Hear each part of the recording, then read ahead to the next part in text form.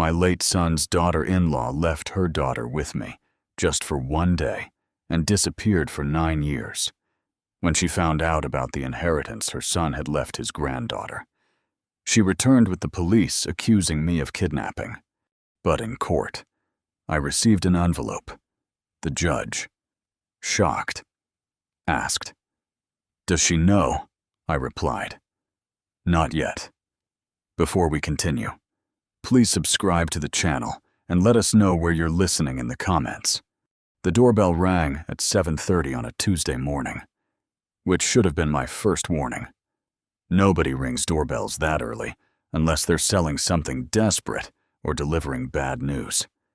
I opened the door expecting a package. Instead, I got 2 police officers and a ghost.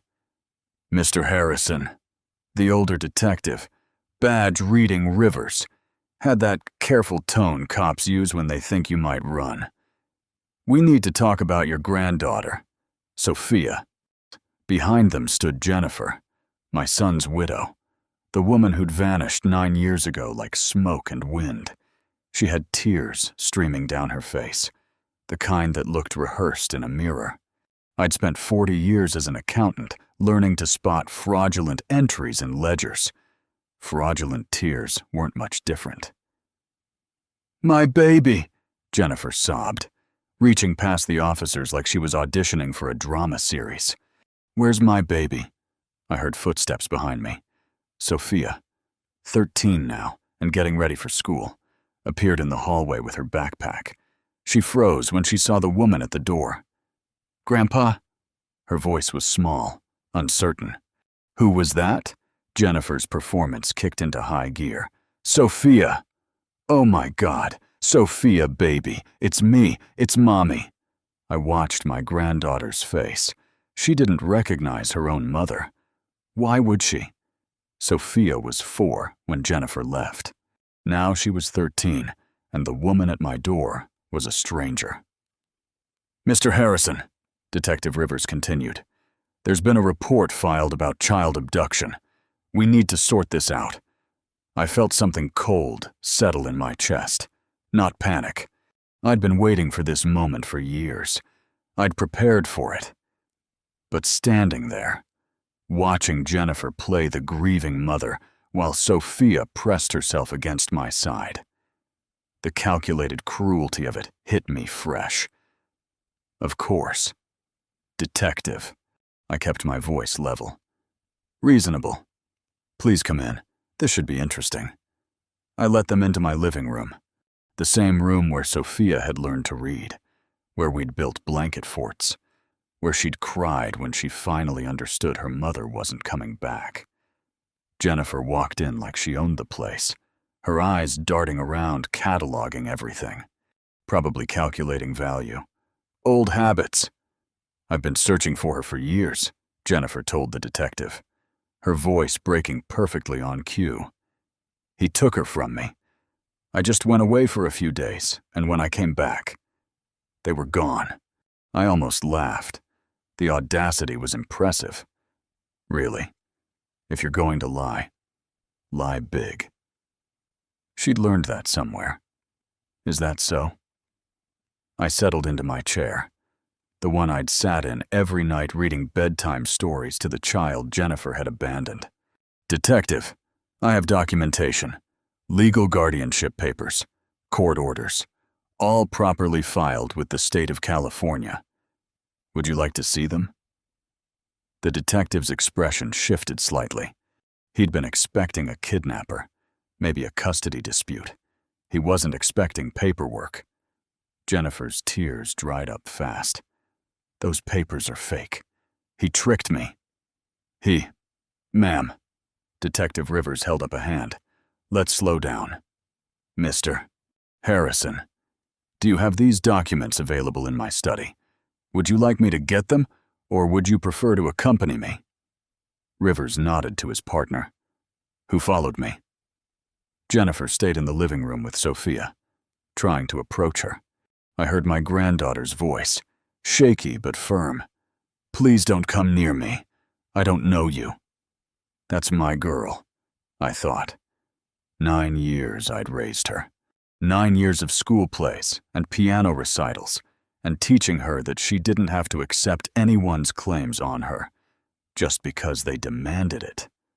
In my study, I pulled out the file I'd kept current and organized.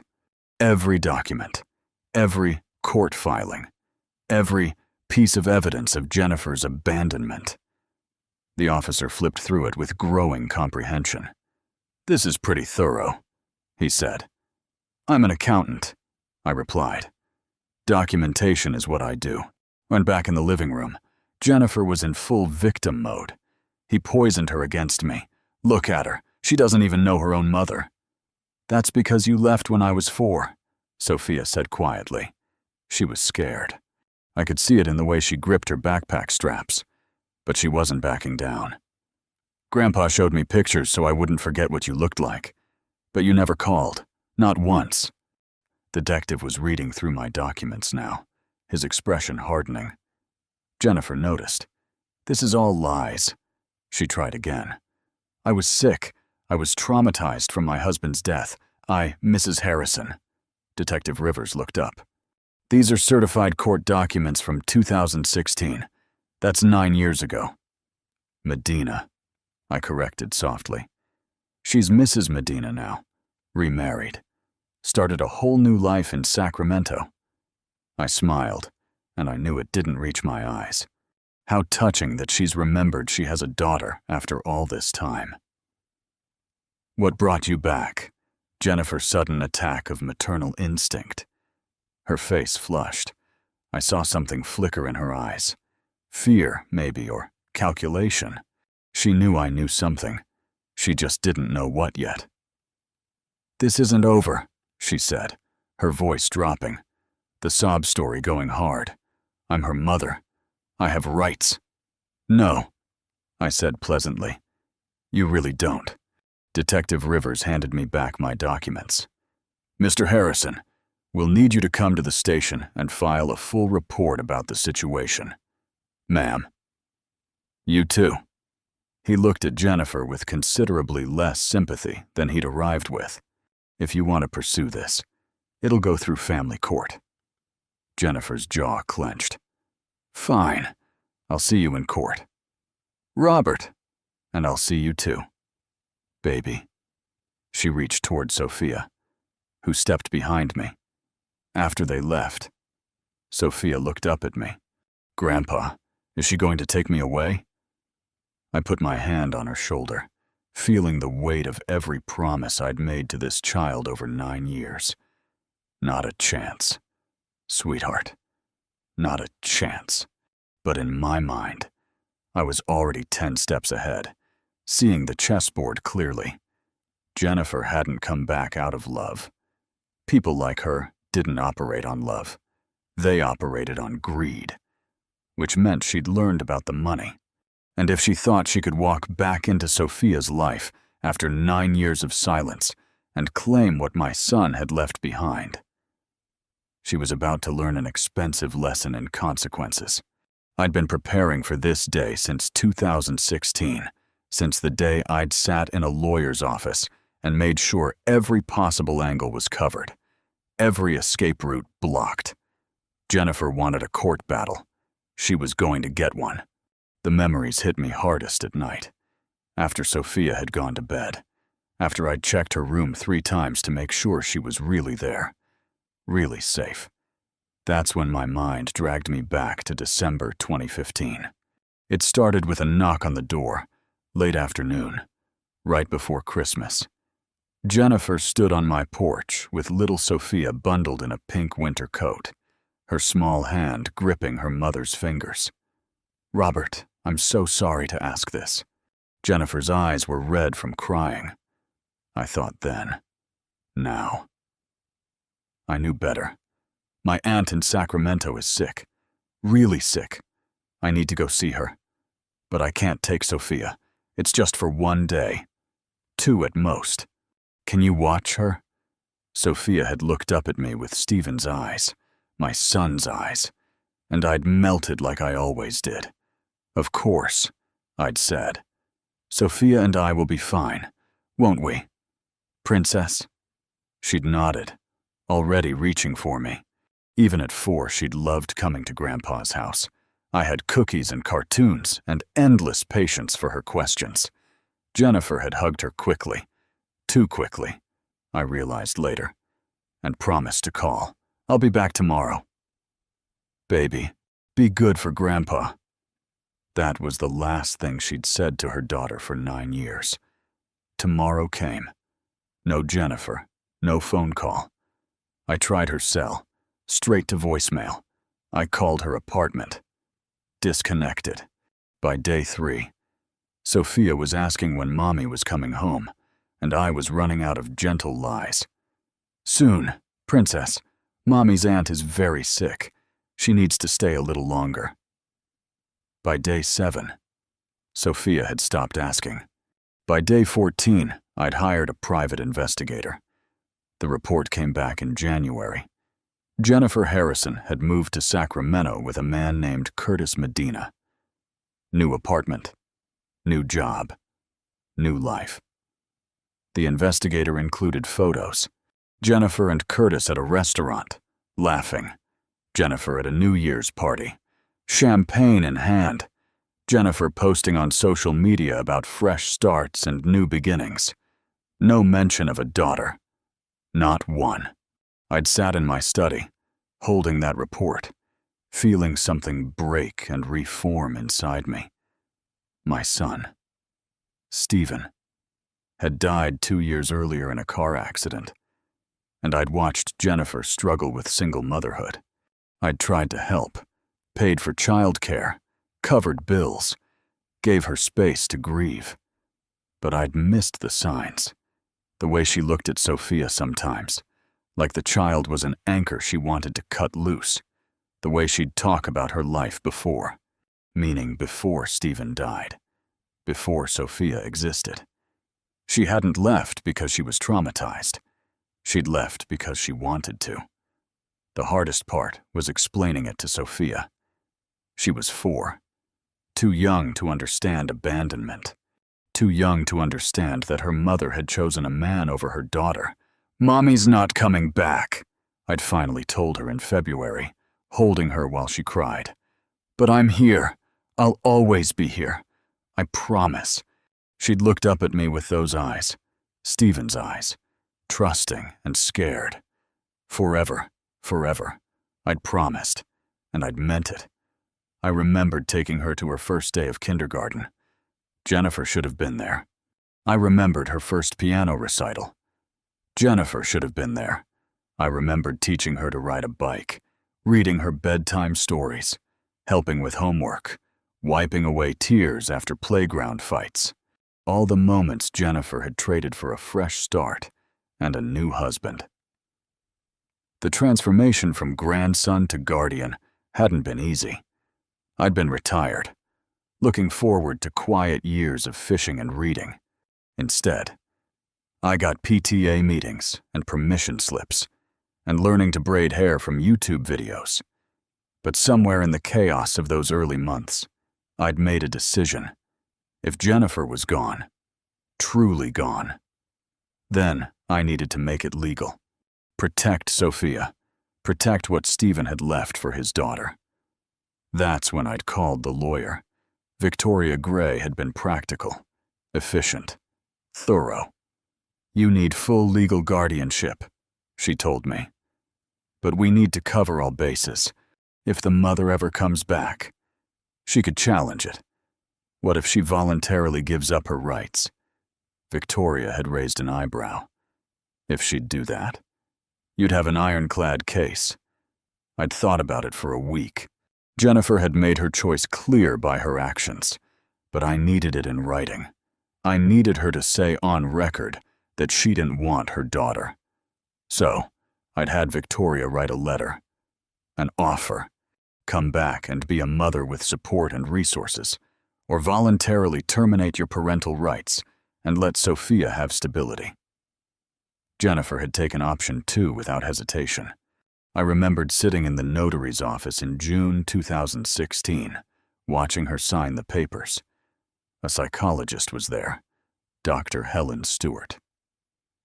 to certify Jennifer understood what she was doing. "You're sure about this?" Dr. Stewart had asked her. Jennifer hadn't even blinked. "I'm not ready to be a mother. I never was. Robert can give her a better life." She'd signed her name.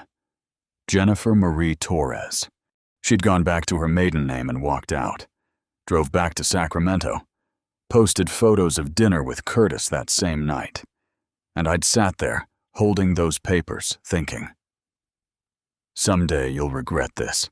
Someday you'll want something from Sophia, and these papers will stop you cold. I just hadn't known it would take 9 years. Now, standing in my quiet house after the police had left, I pulled out that old file, the one I'd kept current and ready. Every document, every piece of evidence, every step I'd taken to protect my granddaughter. And at the very back, in a sealed envelope, the crown jewel, Jennifer's voluntary termination of parental rights, notarized and witnessed with her full confession about abandoning Sophia. She didn't know I had it. When I'd gotten full guardianship, the judge had sealed certain documents. Jennifer had probably forgotten she'd even signed them, too eager to get back to her new life. But I remembered. I remembered everything. In my 40 years as an accountant, I'd learned that the most powerful weapon in any dispute wasn't aggression. It was documentation, paper trails, evidence, the boring, meticulous work of recording every transaction, every event, every truth. Jennifer had chosen emotion over evidence, drama over documentation. It was going to cost her everything. I looked at Sophia's closed bedroom door. My granddaughter. My responsibility.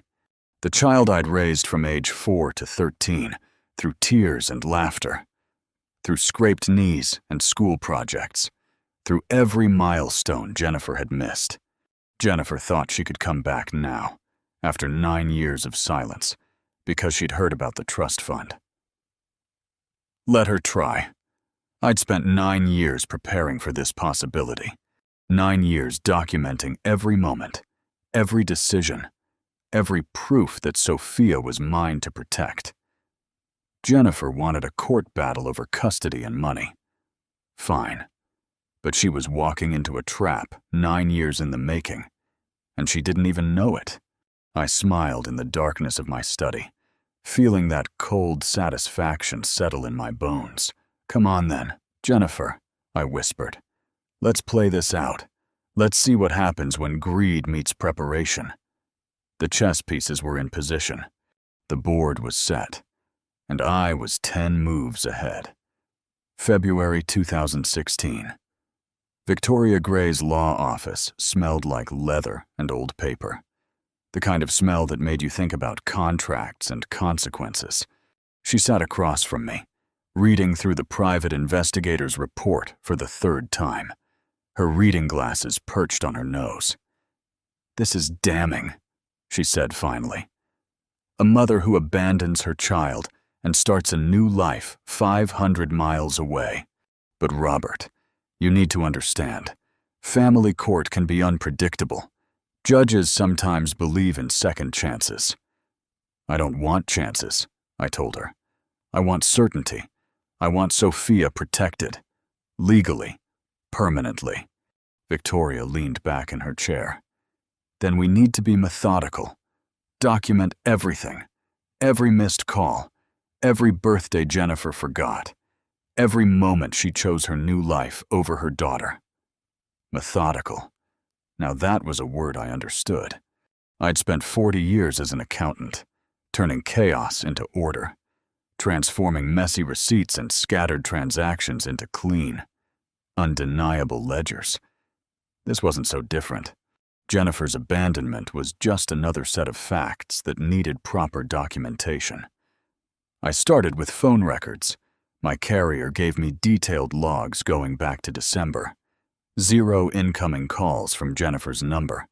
I'd tracked calling her 17 times in January alone. All went to voicemail. 17 attempts to reach a mother about her daughter. 17 times she couldn't be bothered to answer. I documented each one. Date, time, duration. The accountant in me found it almost soothing, building this evidence trail, brick by brick. Next, I talked to neighbors. Mrs. Patterson from next door had watched Jennifer leave that December afternoon. She had 2 suitcases.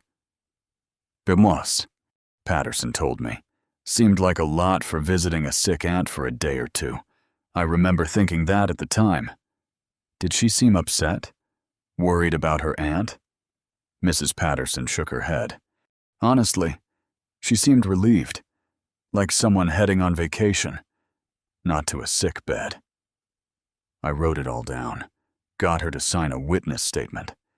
The private investigator's report was the centerpiece. Photos of Jennifer and Curtis at restaurants, their body language showing a couple deep in the honeymoon phase. Social media posts. Jennifer had been careless there. Starting fresh, she'd written on New Year's Day. Sometimes you have to leave the past behind to find your future.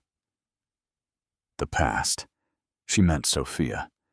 My granddaughter was the past to be left behind. I sat in my study one night, spreading all the evidence across my desk like pieces of a puzzle. Phone records, witness statements, investigator's report, financial records showing I'd been covering all of Sophia's expenses since December with no contribution from Jennifer. The picture was clear. This wasn't a mother temporarily separated from her child. This was abandonment, deliberate and complete. But Victoria had warned me. Courts favor reunification. Even if Jennifer abandoned Sophia, a judge might give her a chance to come back, to try again. That's what kept me awake at night. The thought of Jennifer waltzing back in a year, 2 years, 5 years down the line, deciding she wanted to play mother again, disrupting Sophia's life whenever convenient for her. I needed something permanent. Something that would stop Jennifer from ever using Sophia as a pawn. That's when the idea came to me. If Jennifer wanted to abandon Sophia, let her do it officially, completely, irrevocably. I called Victoria. What if Jennifer voluntarily terminated her parental rights? There was a long pause. That would be ideal for you. But Robert, most parents won't do that. It's permanent. They'd lose all legal claim to the child forever. What if we made it easy for her? What if we gave her an out that lets her keep living her new life without guilt or obligation? Victoria was quiet for a moment. You think she'd actually sign away her daughter? I thought about Jennifer's social media posts, her photos with Curtis, the way she'd blocked my number after I'd left one too many voicemails asking when she planned to see Sophia. She already has, I said. She just hasn't made it official yet. We drafted a letter. Professional. Non-accusatory. Laying out 2 clear options. Return to San Diego and resume parental responsibilities with support and resources provided. Or voluntarily terminate parental rights and allow Sophia stability with a permanent guardian. We should add a detail, I told Victoria. Make it clear that if she terminates rights, she won't be responsible for any child support, past or future, no financial obligations. Victoria raised an eyebrow. You're making it very easy for her to walk away. I'm making it easy for her to do what she's already done. The difference is this time, it'll be in writing. The letter went out in March. Jennifer's response came in April. Not a phone call, not a visit to see Sophia, but a call to Victoria's office asking about the paperwork. She wanted option 2. Victoria scheduled the appointment for June. A notary, a psychologist to verify Jennifer understood her decision, and Jennifer herself. I didn't attend. I couldn't trust myself to sit in the same room with her and stay civil. Instead, I stayed home with Sophia, reading her stories, pushing her on the swing set, doing all the small things that made up the actual work of parenting. Victoria called me that evening. She signed everything. Dear Dr. Helen Stewart, the psychologist, certified that Jennifer was of sound mind, understood the consequences, and was acting voluntarily. What did she say? Did she ask about Sophia? She asked if this meant she wouldn't have to pay child support. When I confirmed that, she signed immediately. I closed my eyes, even expecting it, even planning for it. Hearing it confirmed made something tighten in my chest. Did she leave a message for Sophia? Anything, no. She was in and out in 30 minutes. She had dinner reservations in Sacramento. Of course she did. I hung up and went to check on Sophia. She was asleep, her nightlight casting soft shadows across her face. Stephen's face. My son's daughter, who deserved so much better than a mother who'd trade her for a dinner reservation. But at least now that mother couldn't come back, couldn't change her mind when it became convenient, couldn't disrupt Sophia's life on a whim. The papers Victoria gave me were clean, legal, absolute. Jennifer Marie Torres had voluntarily and permanently terminated all parental rights to Sophia Lynn Harrison. I locked them in my safe that night in a sealed envelope. And I thought, someday, Jennifer, you're going to want something. You're going to remember Sophia exists and decide you have a claim. And when that day comes, I'll have your signature, your confession, your own words documenting that you chose to walk away. And I didn't know it would take 9 years, but I knew. I absolutely knew that day would come. Because people like Jennifer didn't change. They just waited until they needed something. The years between 2016 and 2024 passed in a rhythm of school mornings and piano lessons, parent-teacher conferences and science fair projects. Sophia grew from a confused 4-year-old into a bright, confident teenager. She called me Grandpa until she was 7, then started calling me Dad. I never corrected her. Life was good, better than good. But I never forgot Jennifer's signature in that sealed envelope. I never forgot what Victoria had said. People sometimes come back when they think there's something to gain. So, I prepared. First, the trust fund. Stephen had life insurance, $500,000 that came to Sophia. I added another $150,000 from my retirement savings. Put it all in a trust managed by Victoria's firm. Structured so Sophia would receive it at 25, with strict provisions about who could access it before then. Only the guardian, me, had any control. And only for Sophia's direct benefit. Education, medical care, housing. This is very restrictive, Victoria noted. Most trusts have more flexibility. I don't want flexibility. I want walls. High walls that Jennifer can't climb if she ever decides to come back. Victoria nodded slowly. She understood what I was doing, building a fortress around everything that mattered. But the trust fund created a new problem: public record. Eventually, someone searching for information about Stephen Harrison's estate would find it, would see that his daughter had nearly $1 million waiting for her. I need an early warning system, I told Victoria in 2019. If anyone makes inquiries about Sophia's finances or Stephen's estate, I want to know immediately. Then she set it up through her firm. They flagged Sophia's name, Stephen's name, any searches or requests that came through official channels. If someone hires a lawyer to look into the estate, we'll get notification. Perfect. It seemed paranoid. Maybe. But accountants aren't paranoid. We're prepared. We anticipate problems before they happen. The years rolled on. Sophia made honor roll, started piano. She had talent. Real talent. The kind that made her teachers suggest advanced competitions. I drove her to lessons twice a week, sat through recitals, helped her memorize pieces. She had friends over for sleepovers. I learned to make pancakes in shapes, to braid hair properly, to navigate the complex social dynamics of teenage girls. Sometimes I'd wake at night, imagining Jennifer showing up at the door, demanding her daughter back. In these nightmares, judges were sympathetic. Every mother deserves a second chance, dream judges would say. But then I'd remember the envelope in my safe. Jennifer's signature. Her own words. I'm not ready to be a mother. I voluntarily terminate all parental rights. No judge could overturn that. Jennifer had given away her second chance voluntarily in front of a psychologist and a notary. Still, I kept my documentation current.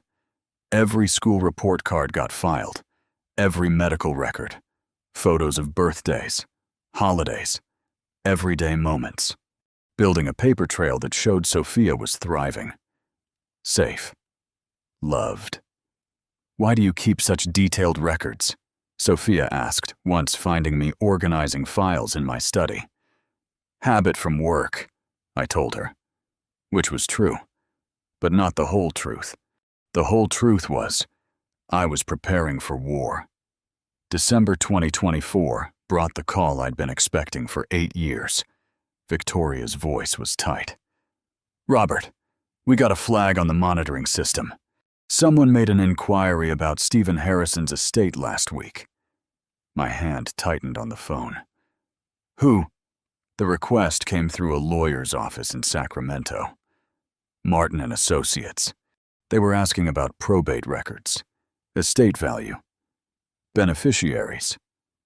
Sacramento. Jennifer. Did they get the information? Public records only. They'd know Stephen had life insurance, that there was a trust established for his minor daughter, but not the amount or specific details, without a court order. I sat down heavily. She found out about the money. Looks like it. Robert, you should prepare yourself. If she comes back, when she comes back. I corrected. It's not if anymore. I spent the next 2 weeks getting ready. Met with Victoria to review all documentation. Made sure the sealed envelope with Jennifer's termination papers was properly stored. Had the notary verify the seals were intact, I wanted no question about authenticity. I updated my file on Jennifer. The private investigator I'd kept on retainer did a current check. She and Curtis were still in Sacramento. He'd gone through 2 jobs in 8 years. She was working retail. They'd moved apartments 3 times, always downsizing. Money problems. Probably. Curtis had a gambling history that hadn't improved.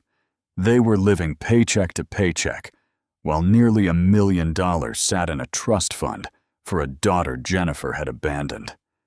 The bitter irony wasn't lost on me. I rehearsed conversations with Sophia. Remember, if your mother ever contacts you, I need to know immediately. Why would she contact me? Sophia asked. She was 13 now, old enough to handle some truth. Because people sometimes want things they gave up. I need you to understand. If she comes back, it won't be because she suddenly cares. It'll be because she wants something. Sophia nodded. She was smart.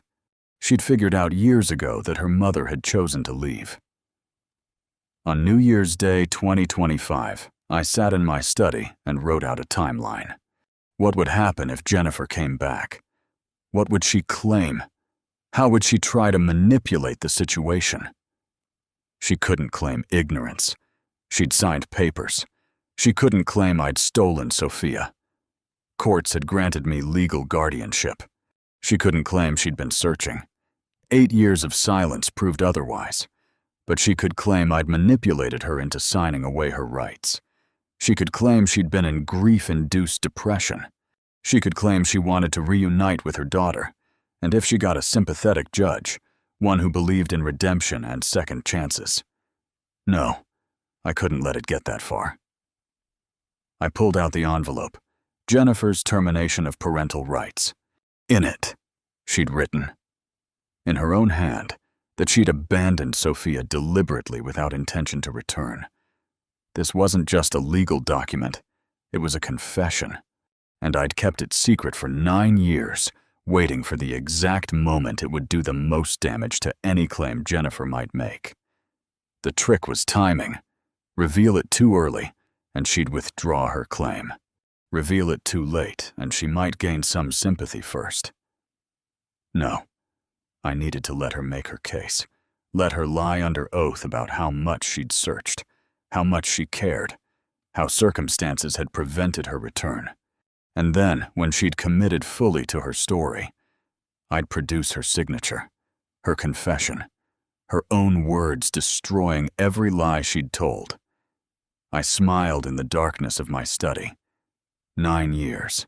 Jennifer had 9 years to be a mother, to reach out, to show even minimal interest in her daughter. She'd chosen silence, and now when money suddenly made Sophia interesting again, Jennifer thought she could just waltz back in. She had no idea what she was walking into. I'd spent 9 years building an impregnable case. Documentation, evidence, legal walls that couldn't be breached. Jennifer was coming with lies and lawyers. I was waiting with truth and time. And in this game, truth and time were undefeatable. 3 days after Jennifer showed up at my door with her police escort, Detective Rivers called me into the station for a formal interview. I arrived with my briefcase, the same battered leather one I'd carried to work for 30 years, filled with 9 years of documentation. Jennifer was already there when I walked in, sitting in a plastic chair with Curtis beside her. He was everything I'd expected from the private investigator's photos. Mid-40s, cheap suit trying to look expensive. The kind of smile that made you check your wallet was still in your pocket. Jennifer's performance had evolved since the doorstep drama. Today she was playing determined mother. Designer sunglasses pushed up on her head, tablet in hand, probably with notes from whatever lawyer she'd scraped together money for. "Mr. Harrison." Detective Rivers gestured me into an interview room. Jennifer and Curtis followed. "Mrs. Medina has made serious allegations. Child abduction, financial manipulation. I need to hear your side." I set my briefcase on the table and clicked it open. "Happy to clarify. Where would you like to start?" Jennifer couldn't contain herself. "He stole my daughter. I went to visit my sick aunt for a few days, and when I came back they were gone." "A few days." I pulled out the first document. "These are phone records from December 2015 through January 2016. 17 calls I made to your number, Jennifer. All went to voicemail. You never returned one." I slid the paper across to Detective Rivers. He studied it, his expression neutral. "I was traumatized," Jennifer said quickly. "My husband had just died. I wasn't thinking clearly." "Stephen died in 2013, I said. "Sophia was 2. You seemed to handle single parenthood well enough for 2 years. What changed in December 2015? Curtis leaned forward. "Maybe she met someone who helped her heal. Is that a crime?" I looked at him for the first time. "No. Falling in love isn't a crime. Abandoning your daughter for 9 years is a different matter." "I didn't abandon her." Jennifer's voice rose. "You manipulated the situation. You turned her against me." "Detective." I pulled out another document.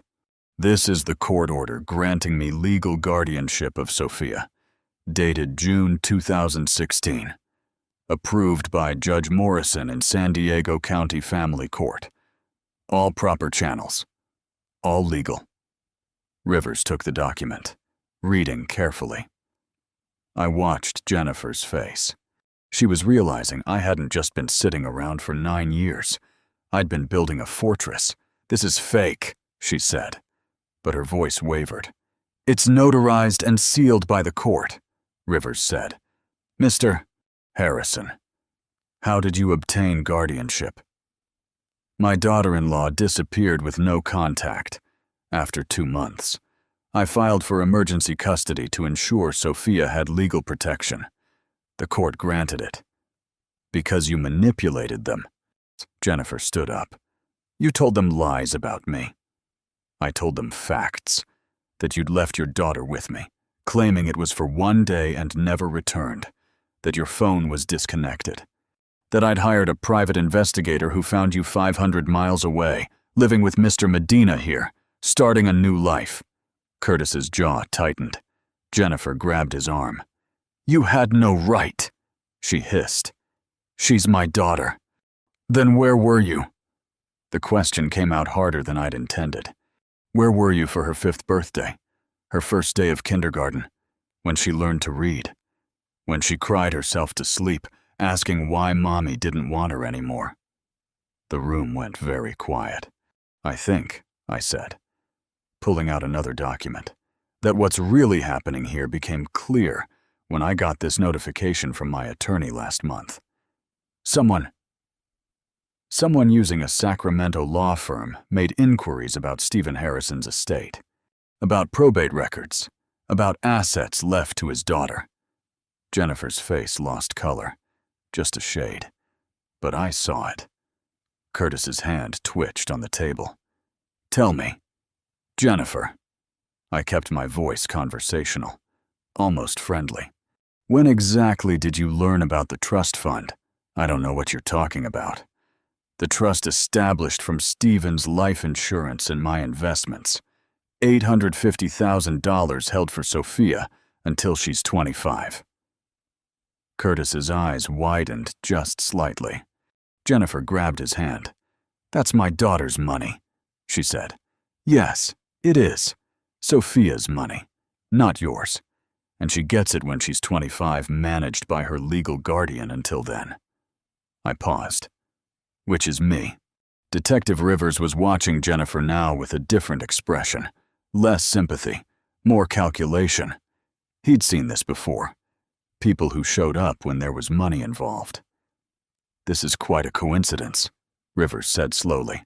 9 years of no contact, and you returned 2 weeks after inquiries were made about your daughter's trust fund. That's not I didn't. Jennifer was floundering. I've been searching for her all this time. Really? I opened a folder. Detective, these are Sophia's school records. Same school for 9 years. Same address on file, my address, in San Diego. The same city where Jennifer lived when she left. She knew exactly where to find us. She just didn't want to until now. You poisoned her against me. Jennifer's voice was shrill now. That's why she doesn't recognize me. She doesn't recognize you because she was 4 years old when you left. And you're a stranger to her now. Children don't remember people who disappear from their lives for 9 years. I want my daughter back. Jennifer was crying now. But they weren't the pretty tears from my doorstep. These were angry, desperate. I have rights. Actually, I said quietly, you don't. Rivers looked at me. Explain. I have documentation. Additional documentation beyond the guardianship order.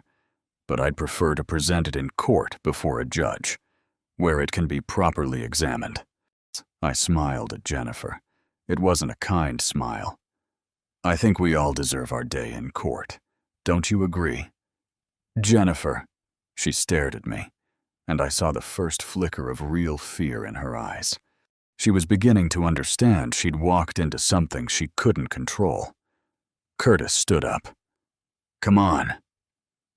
Jennifer, we don't have to listen to this. Actually, Rivers said, I need to complete this interview, but Mr. Harrison, you're right. This needs to go before a judge. I'll file my report and recommend a family court hearing. As Jennifer and Curtis left, she turned back to me. You'll pay for this. I don't know what you think you have, but I'm her mother. Are you? I asked. When did you last act like one? The door closed behind them. Rivers looked at me. You want to tell me what documentation you're holding back in court, I said. But, Detective, I've spent 9 years preparing for this day. I knew she'd come back eventually. People like Jennifer always do when there's something to gain. He nodded slowly.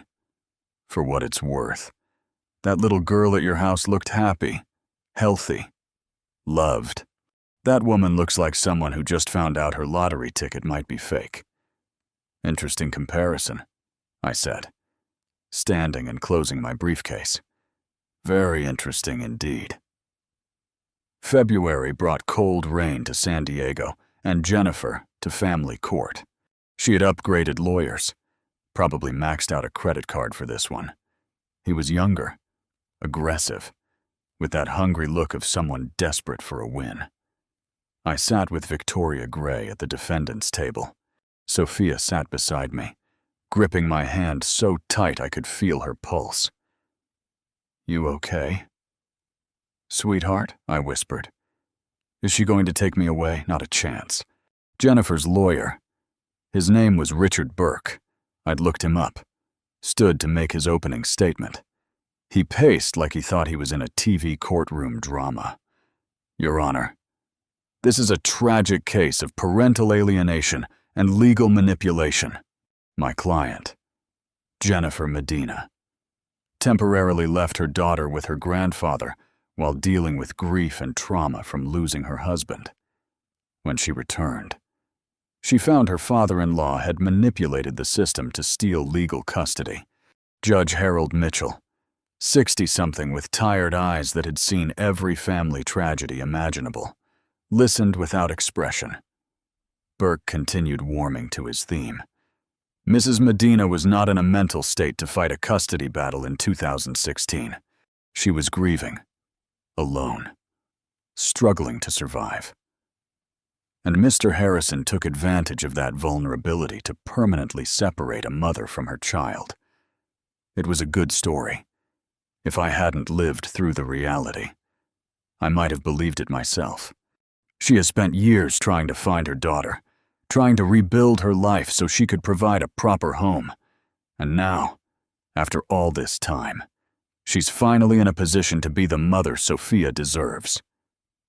Burke sat down, satisfied. Jennifer dabbed at her eyes with a tissue.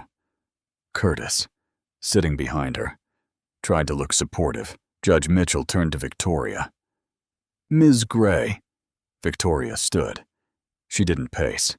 She just looked at the judge with the calm certainty of someone holding 4 aces.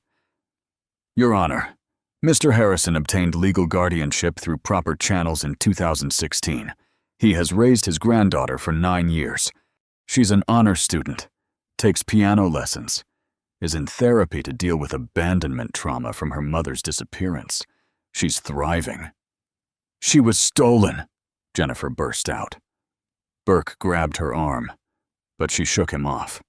"He poisoned her against me. He took my child and turned her into someone who doesn't even know her own mother."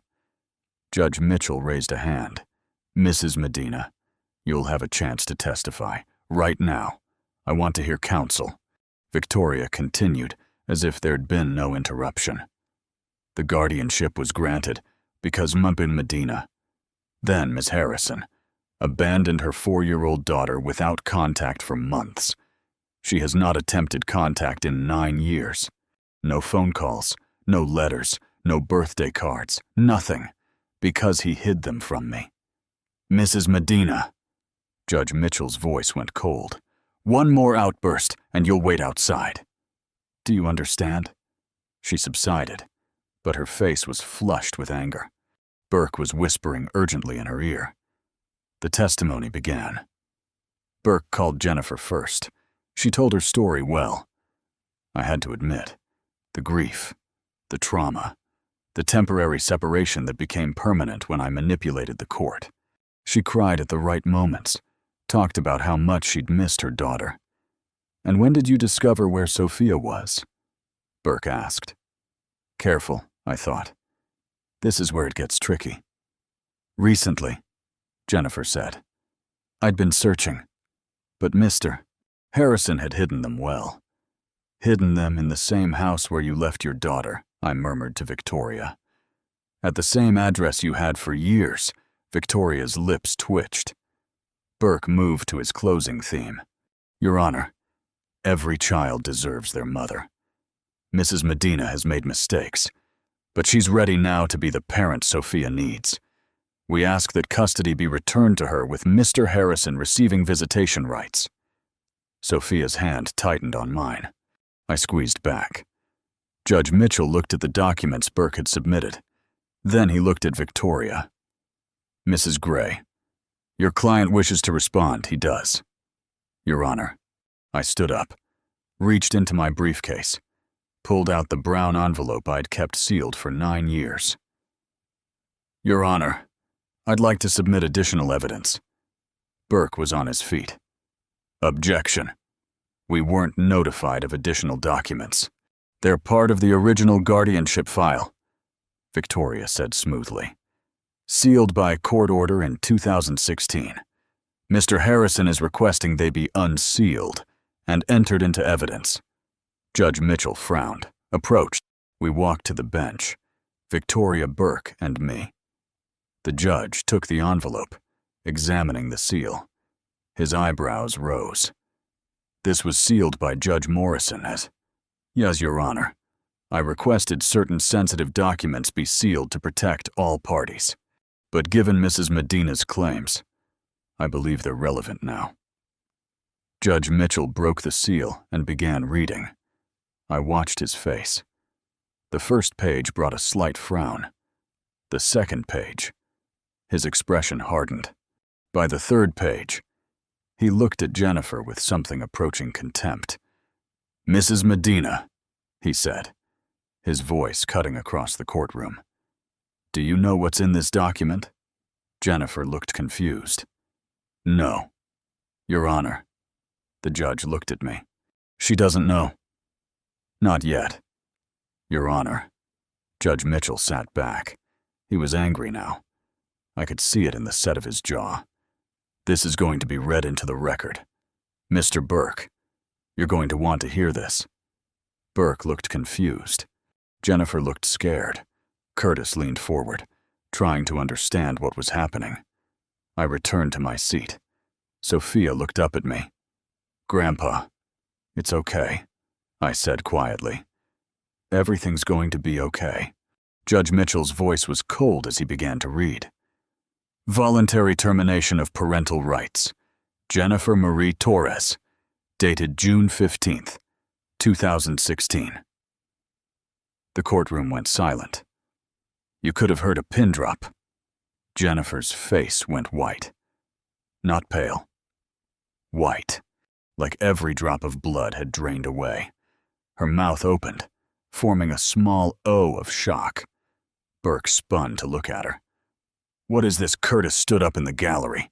"That's not possible. She never sit down." "Sir," Judge Mitchell ordered. Then he continued reading. 1.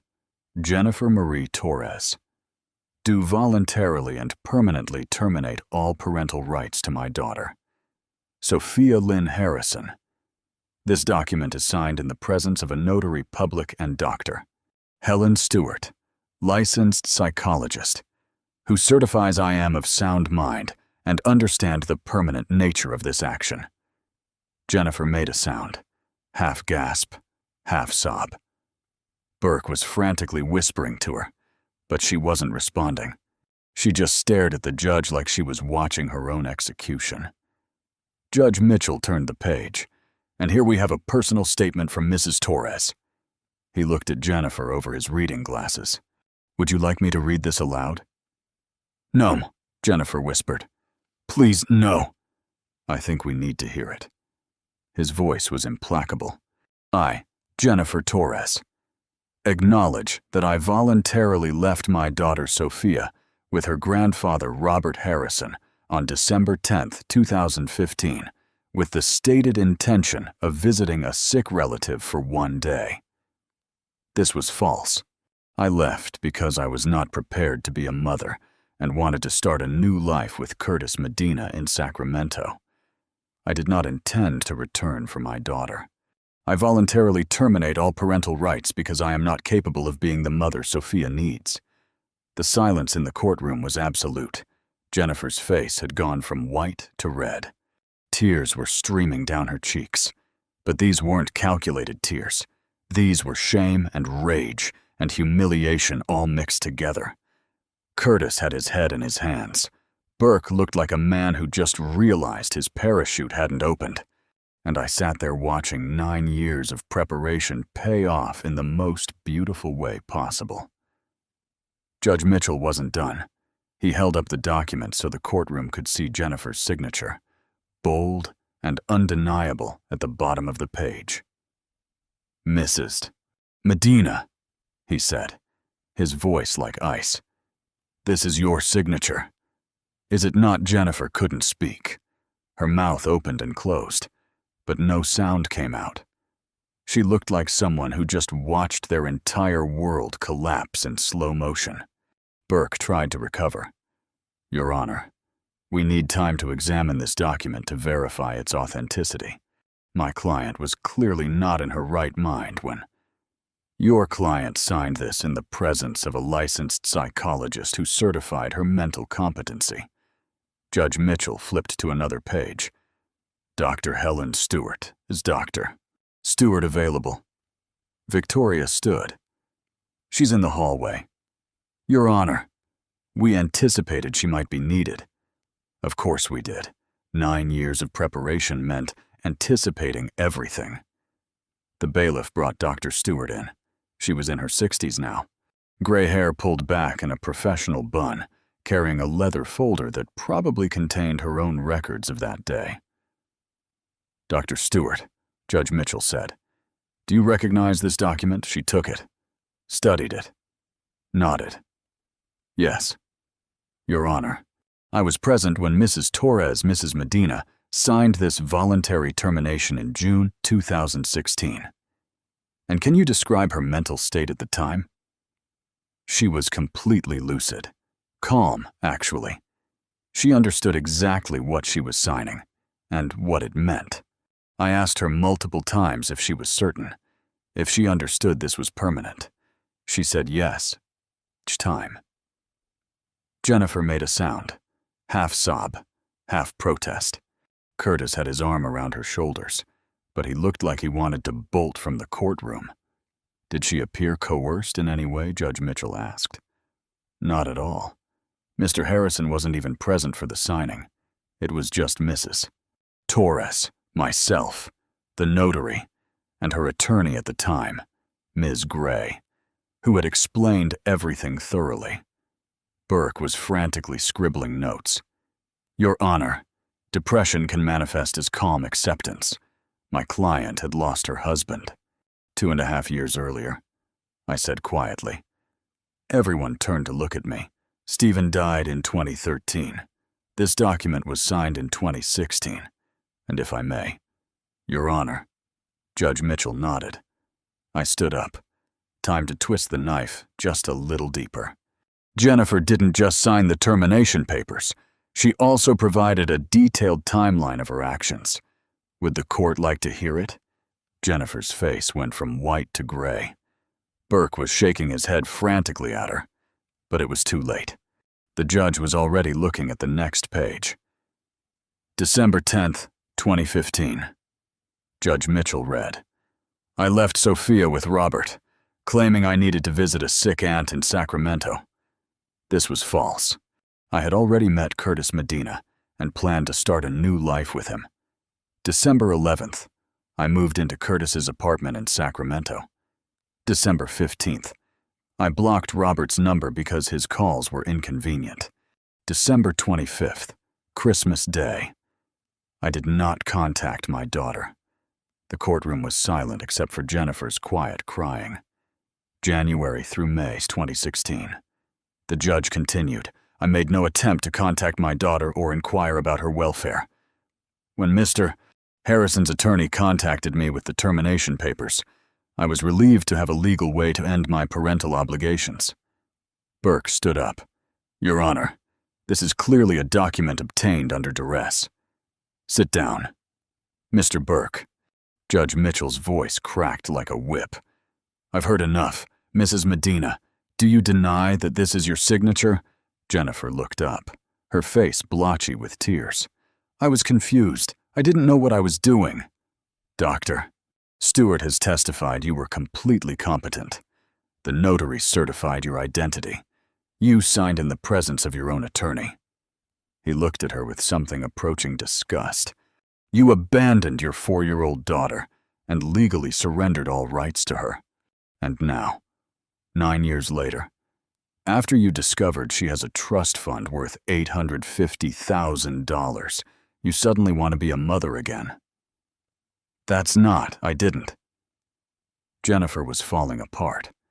"I love my daughter. You don't even know her." Sophia's voice was small, but clear. She was standing now, still holding my hand. "You don't know my favorite color. You don't know what grade I'm in.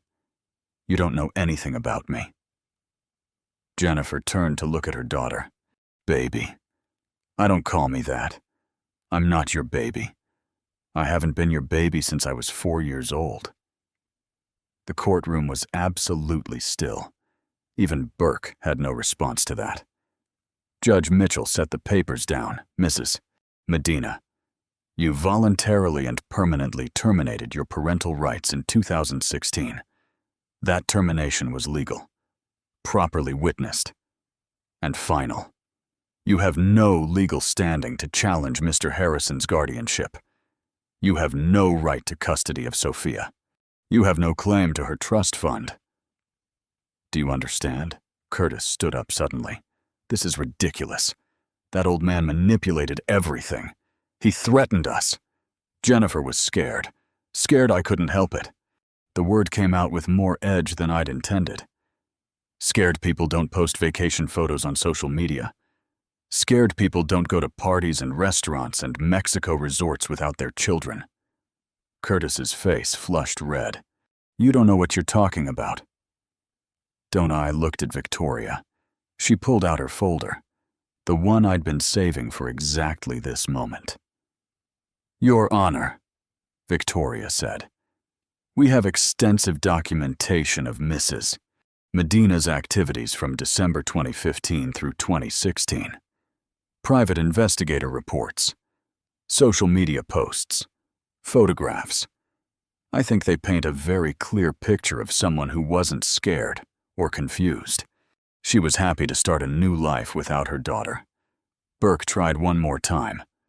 Those posts could be explained. People often present a false front on social media when they're struggling. Then explain this one." I took a photograph from Victoria's folder and held it up.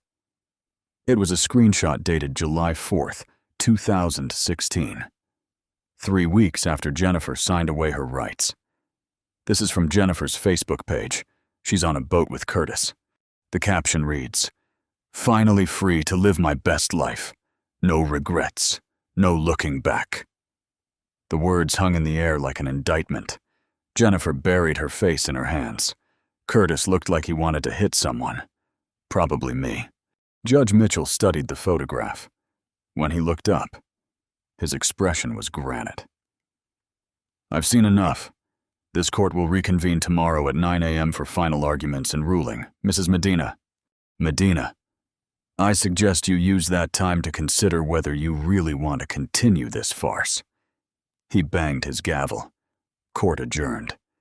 As people started filing out, I stayed seated watching Jennifer and Curtis huddle with Burke. Jennifer was crying. Curtis was gesturing angrily, and Burke looked like a man trying to explain to passengers that the ship was definitely sinking. Victoria leaned over. "That went well?" "Better than expected," I admitted, though I'm curious what desperate move they'll try next. "You think they'll try something?" I watched Curtis's face red with fury and humiliation. People like him don't go down quietly. He'll push Jennifer to try one more lie, one more manipulation. He's too invested in that trust fund to walk away. "You prepared for that?" I smiled. "Victoria, I've been preparing for 9 years. Whatever they try tomorrow, I promise you, I'm ready." Sophia tugged on my sleeve. "Can we go home now?" "Grandpa?" "Yes." "Sweetheart, let's go home." As we walked past Jennifer and Curtis, I heard him hiss at her. That document has to be fake. Tell them it's fake. Tell them he forced you. I kept walking. Let them plan. Let them scheme. Tomorrow, I'd finish what I'd started 9 years ago. The next morning, I arrived at the courthouse to find Burke looking like he'd been up all night. Jennifer's eyes were red-rimmed, and Curtis had the jittery energy of someone running on coffee in desperation. They'd cooked up something. I could tell by the way they kept whispering to each other, by the stack of papers Burke was clutching like a lifeline. When court reconvened, Burke stood with renewed confidence. Whatever Hail Mary they'd planned, he believed in it.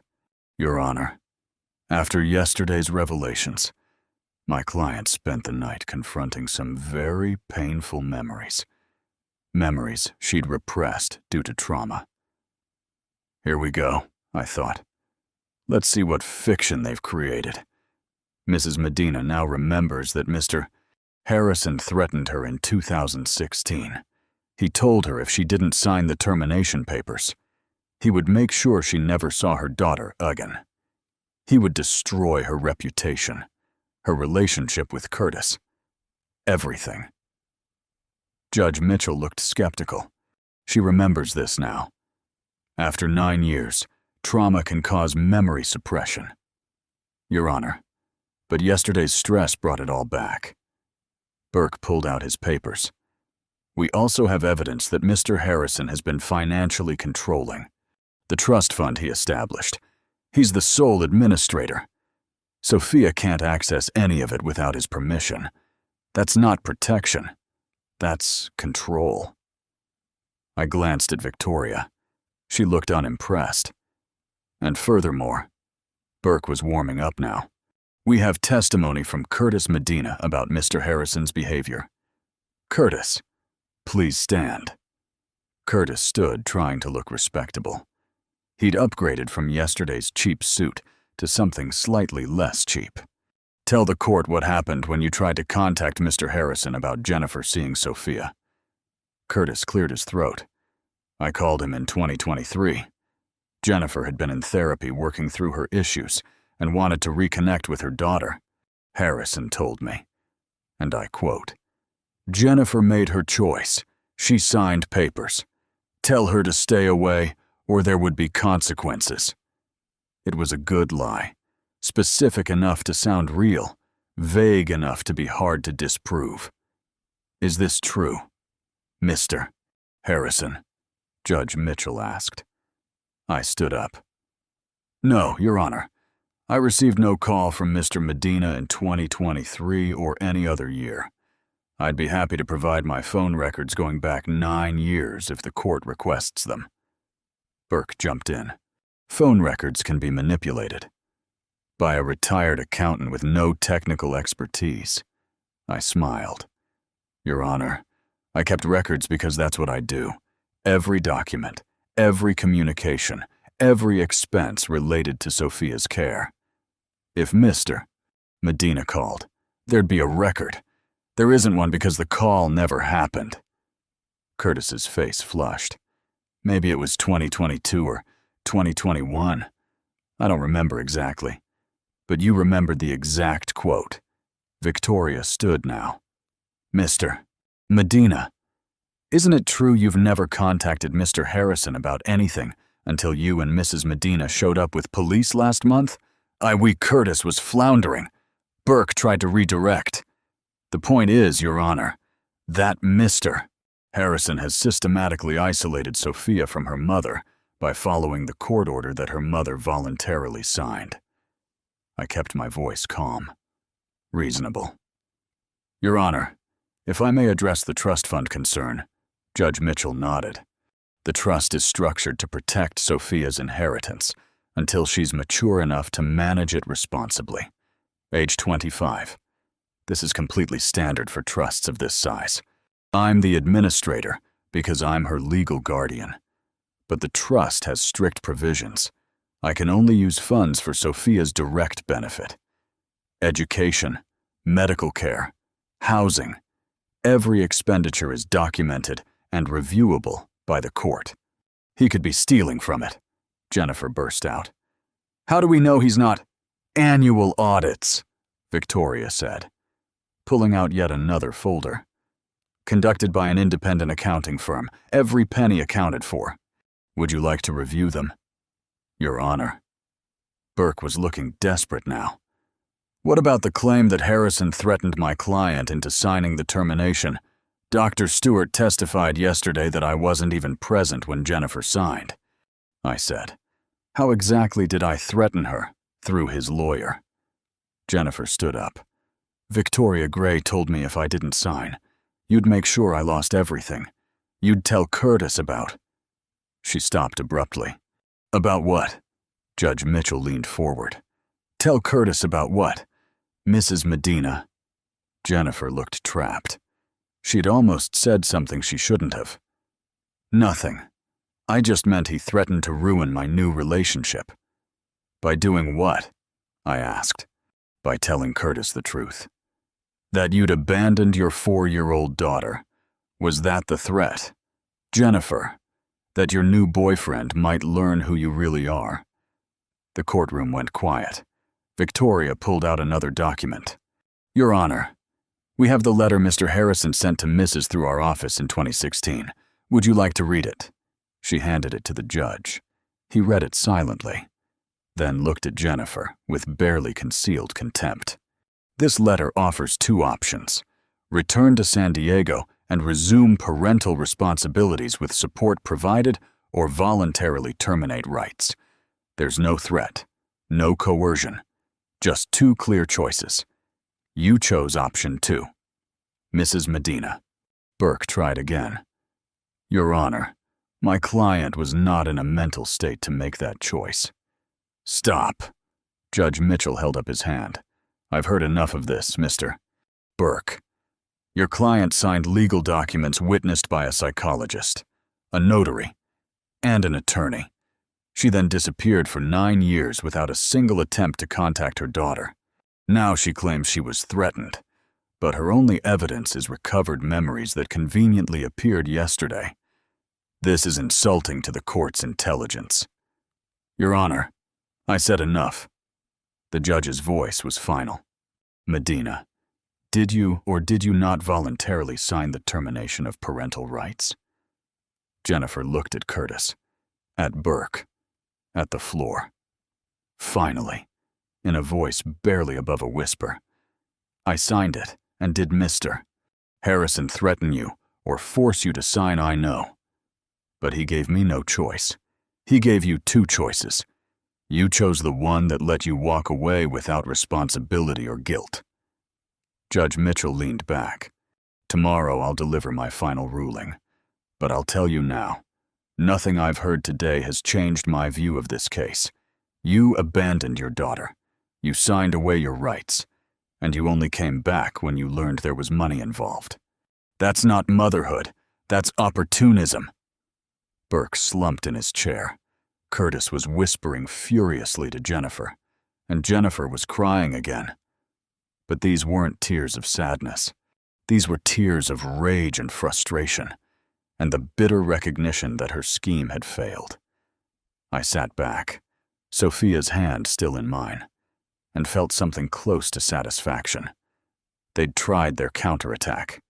They'd lied, manipulated, invented threats, and recovered memories. And every single lie had shattered against the wall of documentation I'd spent 9 years building. Tomorrow would bring the final verdict. But really, the battle was already over. Jennifer had lost the moment she signed those papers in 2016. She just hadn't known it until now, after the morning's failed counterattack. Judge Mitchell called a brief recess. When we returned, he looked at Sophia with a gentler expression than he'd shown anyone else in this courtroom. "Sophia," he said, "I'd like to speak with you privately in my chambers. Would that be all right?" Sophia looked at me. I squeezed her hand. "It's okay. Just tell him the truth." She nodded and followed the judge and the bailiff out of the courtroom. Jennifer half stood like she might follow, but Judge Mitchell's look stopped her cold. The 20 minutes they were gone felt like hours. Curtis kept whispering to Jennifer. Burke was reviewing his notes, probably trying to figure out if there was any move left to make. Victoria sat calmly beside me, but I could see the slight tension in her shoulders. I knew what Sophia would say. We'd never rehearsed it, never coached her. But I knew my granddaughter. She was honest, clear-headed, and after 9 years with me, she understood exactly what Jennifer's sudden appearance meant. When the door opened and Sophia came back, her eyes were a little red, but her expression was determined. Judge Mitchell's face had hardened into something approaching granite. "Thank you, Sophia," he said gently. "You can sit with your grandfather now." She came back to me, and I put my arm around her shoulders. She leaned into me slightly, and I felt her trembling just a bit. "Mrs. Medina, Mr. Medina," Judge Mitchell began, and his tone could have frozen water. "I've just had a very illuminating conversation with your daughter." Jennifer's face went pale. Curtis stopped fidgeting with his wedding ring. "Sophia has made it very clear where she wishes to live. She referred to Mr. Harrison as the only person who never left me. She described 9 years of stability, love, and support. She told me about her school, her piano lessons, her therapy sessions to deal with abandonment trauma from her mother's disappearance." Jennifer made a small sound. Curtis reached for her hand, but she pulled away. "She also," Judge Mitchell continued, his voice dropping to something dangerous, "told me about an encounter that occurred last week. Apparently, Mrs. Medina, you accidentally ran into Sophia outside her school." Jennifer's eyes widened. I saw the moment she realized where this was going. During this encounter, Mr. Medina asked Sophia, and I quote, "How much money did your father leave you?" The courtroom went absolutely silent. Curtis's face drained of color. His mouth opened, forming words that wouldn't come. Jennifer grabbed his arm, but he shook her off, standing up. "That's not... She's lying. I never sit down, Mr. Medina." Judge Mitchell's voice cracked like a whip. "Sophia has no reason to lie. You, on the other hand, have 850,000 reasons." Curtis sat down heavily. His hands were shaking. Jennifer was crying again. But these tears were different. These were the tears of someone watching their scheme implode in real time. "Your Honor," Burke tried weakly, "children can misunderstand." Sophia's 13 years old and extremely articulate. She described the conversation in detail, including your client's exact words. She also mentioned that Miss Medina told her, "You'll understand when you're older that family is important," which Sophia interpreted, correctly I believe, as meaning the money is important. I sat there watching them fall apart and felt something close to vindication. 9 years. 9 years of preparing for this exact moment. And it was even more satisfying than I'd imagined. Victoria leaned over. "You knew about the school encounter Sophia told me that night. I documented it immediately." "Of course I did. Documentation was what I did. Judge Mitchell wasn't finished.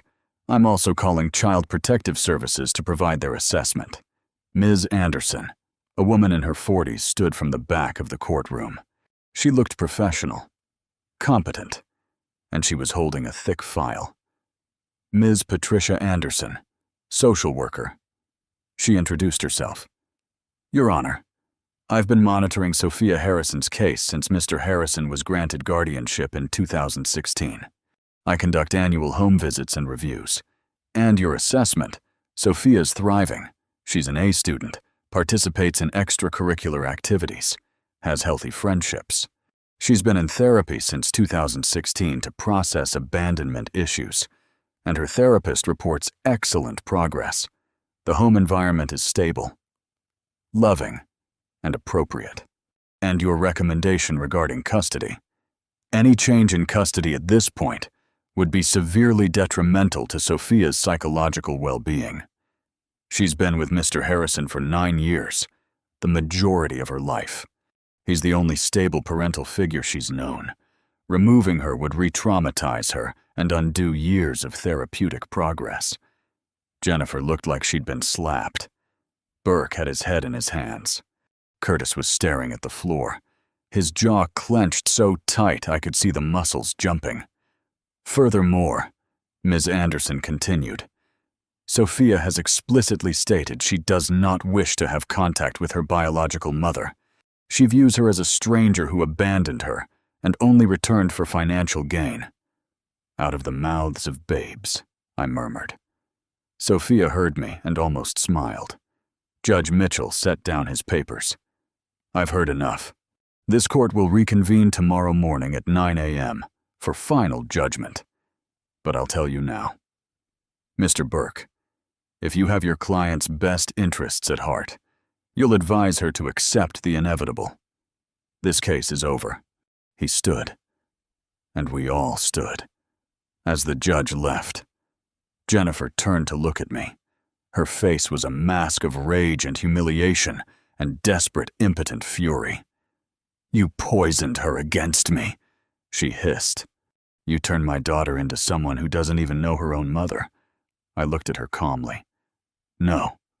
Jennifer, you did that yourself. You left a 4-year-old child and never looked back. I just made sure she knew the truth when you finally did. Curtis grabbed Jennifer's arm, pulling her toward the door. As they passed, I heard him say, This is your fault. You said it would be easy money. You said he was just an old man. The door closed behind them. Victoria packed up her briefcase. Well, that went well. Better than expected. I agreed. Sophia looked up at me. Grandpa, was I okay? Did I do all right? I hugged her. You were perfect, sweetheart. Absolutely perfect. And she was. She'd told the truth, simply and clearly. And that truth had been the final nail in Jennifer's coffin. Tomorrow would bring the official verdict. But really, the battle had been won the moment Jennifer signed those papers 9 years ago. She just hadn't known it until now. The next morning, March 3rd, 2025, the courtroom was packed. Word had gotten out about the case. The abandoned daughter, the returned mother, the trust fund. Even the court reporter looked more alert than usual. Jennifer and Curtis arrived separately from Burke. They weren't speaking to each other. Curtis's face was haggard, like he'd been up all night. Jennifer looked hollowed out, her makeup unable to hide the dark circles under her eyes. Judge Mitchell entered, and we all stood. When he sat, there was no preamble. I've reviewed all evidence, testimony, and documentation in this case. I'm ready to deliver my judgment.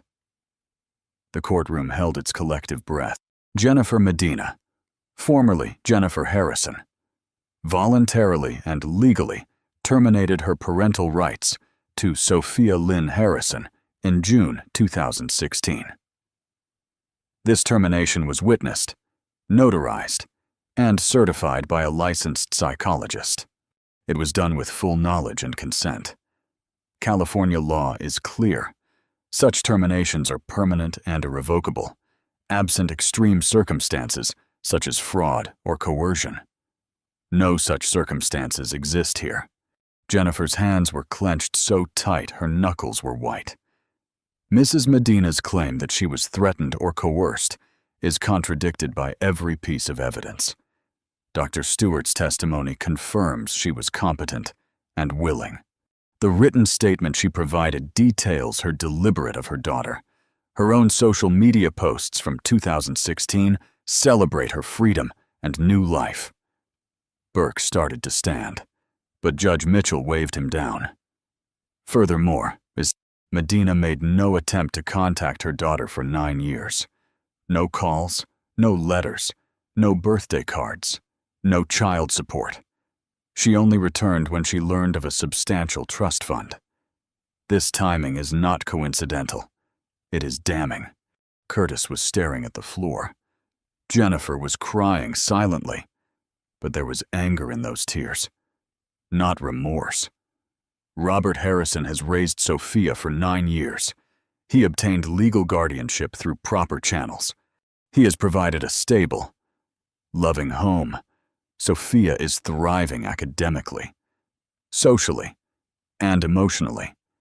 She has explicitly stated her wish to remain with her grandfather, whom she considers her true parent. Judge Mitchell looked directly at Jennifer. Mrs. Medina, you made your choice in 2016. You chose freedom over responsibility. You chose a new relationship over your daughter. You signed documents making that choice legal and permanent. You do not get to reverse that decision 9 years later because it has become financially convenient. Jennifer's face was crimson now, not with embarrassment, but with rage. She looked like she wanted to scream, to throw something, to lash out. Curtis had his head in his hands. Therefore, this court's ruling is as follows. Robert Harrison's guardianship of Sophia Lynn Harrison is confirmed and will remain in effect until Sophia reaches the age of 18. Jennifer Medina's parental rights remain permanently terminated. She is prohibited from any contact with Sophia without Sophia's written consent after Sophia turns 18. He paused, and I could see something almost like satisfaction cross his face. Additionally, given the frivolous and bad faith nature of this custody claim, I am ordering Jennifer Medina and Curtis Medina, jointly and severally, to pay Mr. Harrison's legal fees in the amount of $15,000. Payment is due within 90 days. Curtis's head snapped up. 15,000. We don't have, then I suggest you find it. Mr. Medina, you filed false kidnapping charges, wasted the court's time and police resources, and attempted to manipulate the legal system for financial gain. There are consequences for such actions. Jennifer stood up suddenly, her chair scraping back. This isn't fair. She's my daughter. I have rights. You had rights, Judge Mitchell said coldly. You signed them away. Court is adjourned. The gavel came down with a sound like a gunshot. For a moment, nobody moved. Then, Jennifer let out a sound somewhere between a sob and a scream. Curtis grabbed her arm, pulling her toward the exit, but she jerked away from him. This is your fault, she snarled at him. You said we'd get the money. You said it would be easy. Me. You're the one who abandoned your kid. They were still fighting as they left the courtroom. Burke followed them, looking like a man who knew his invoice would never be paid. Detective Rivers, who'd been sitting in the back, approached me. He looked apologetic. Mr. Harrison, I want to apologize for showing up at your door with those accusations. You were doing your job, detective. I shook his hand. But now you know the truth. He nodded. For what it's worth, that little girl is lucky to have you. I'm the lucky one, I said. And I meant it. Victoria was smiling as she packed up. 9 years of preparation. Worth it. Every single day. We walked out of the courthouse into bright California sunshine. Sophia held my hand, squinting in the light. Is it really over? She asked. It's really over. She can't come back. She can't come back. Sophia was quiet for a moment. Then she looked up at me. Grandpa, thank you. Thank you for never leaving me. I squeezed her hand. I never will. Sweetheart, never. As we walked to the car, I saw Jennifer and Curtis in the parking lot, still arguing. She was crying. He was gesturing angrily. Their scheme had failed. Their relationship was disintegrating, and they owed me $15,000 they didn't have. I felt no sympathy, just satisfaction. 9 years ago. Jennifer had made a choice. She'd chosen to abandon her daughter, to sign away her rights, to start a new life without the burden of motherhood. And I'd spent those 9 years making sure that when her greed finally brought her back, every door would be locked, every escape route blocked, every lie documented and disproven. People like Jennifer thought they could have it both ways. Abandon responsibility when it was inconvenient, claim rights when it became profitable. I'd proven them wrong. Sophia and I drove home. That evening we ordered pizza and watched her favorite movie. Just a normal Tuesday night, because that was what I had built. Brick by brick, choice by choice.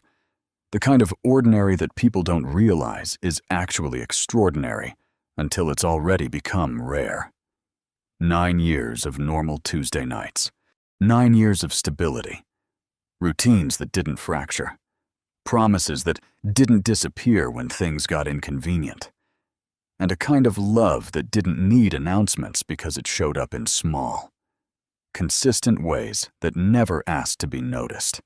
That was my revenge, if anyone wanted to call it that. Though I had stopped thinking of it in those terms a long time ago, because revenge sounds loud, impulsive, emotional. And what I had done was none of those things. It was deliberate, patient, almost boring in its consistency. Not the courtroom victory that everyone assumed mattered most. Not the legal fees, the documents, the signatures, or the final rulings that turned pages of conflict into closed files. Not even Jennifer's humiliation, which came and went faster than people imagine, because shame is loud for a moment, and then life simply continues around it. No, none of that was the point. My revenge, if it ever deserved that name, was quieter than all of it. It was showing up. It was staying. It was making sure that when a child looked for stability, there was never a gap where it should have been. My revenge was raising her daughter better than she ever could have. Not because I set out to replace anyone, but because responsibility doesn't pause just because someone else walked away from it. My revenge was Sophia calling me Dad for the first time without hesitation, without confusion, as if the word had always belonged there and had simply been waiting for time to confirm it. And I never corrected her. Not once.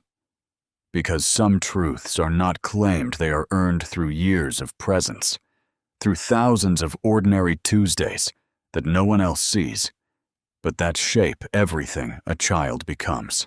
My revenge was 9 years of memories Jennifer would never have access to. Not because I locked them away, but because she had stepped outside the life where they were being made. And time does not duplicate itself for people who choose to leave it.